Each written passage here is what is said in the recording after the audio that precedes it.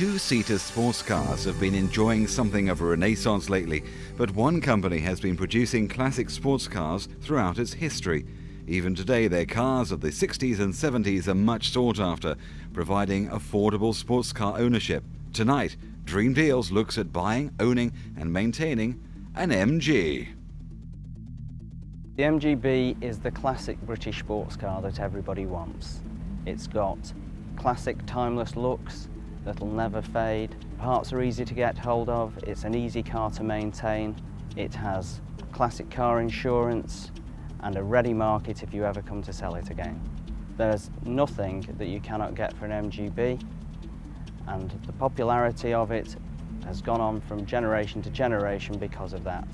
MGs became popular when they were taken over by BMC in the 50s, and they started making them for a mass market, particularly in the States. The first sports car was the MGA, which was the first one to sell 1 million, and then they built on that success to build the MGB we have here.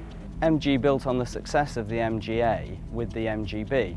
It came out in 1962, and to give more spread to the model range, they decided to build the GT as well in 1965. They're all based on the same structure.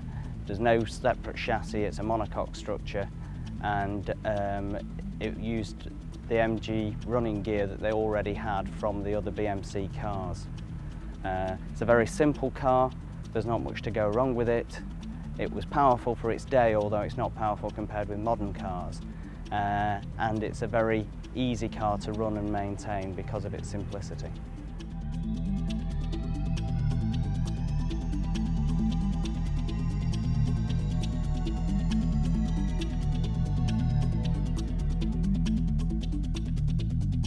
The main thing to look for on the bodywork is the sills, inner sills and castle sections, the structural members of the car.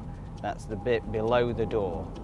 You've got to look very carefully around there, because even if there's a small hole in the sill, it can suddenly get much bigger. And you start off repairing a small hole and then end up rebuilding half the car. If you're not confident looking privately, then obviously the best place to go is to a specialised dealer. The specialised dealer has the advantage of knowing what he's looking at and will have checked the car out properly before you get your hands on it. You can pick up a bargain privately, but you can also pick up a nightmare if you're not careful. With all classic cars, the better value lies in the better cars, because you tend to get ones that people have spent far too much money on and can never get back.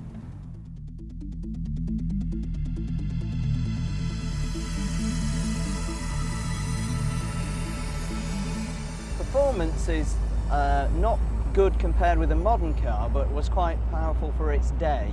It'll do 106 miles an hour flat out, and the neutral handling makes it an easy car to drive.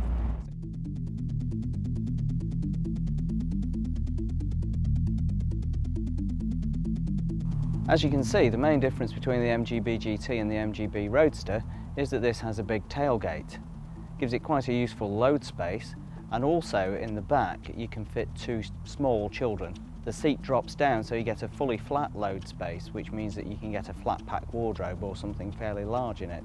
It also has these rubber bumpers.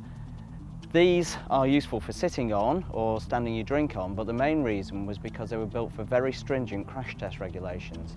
They're not plastic like most modern cars.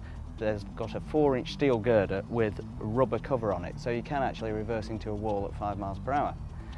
The GT is also cheaper, as well as being more usable.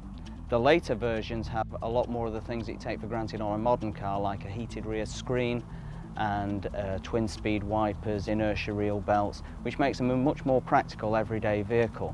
The GTs are also bigger inside. If you're particularly tall, you find that you can look out of the screen better rather than looking out of the top of the screen on a Roadster.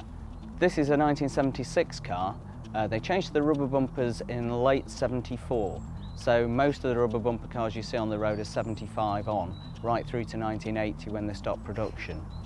The GT started production in '65, 3 years later than the Roadster, and went right through to '74. So some of the later chrome bumper ones have a lot of the features that the later cars have, so if you must have a chrome bumper GT, then go for one of the later ones for practicality purposes. It's not hard to see why so many people own MGs. fun, affordable, and even fairly practical. A classic MG really is a dream deal.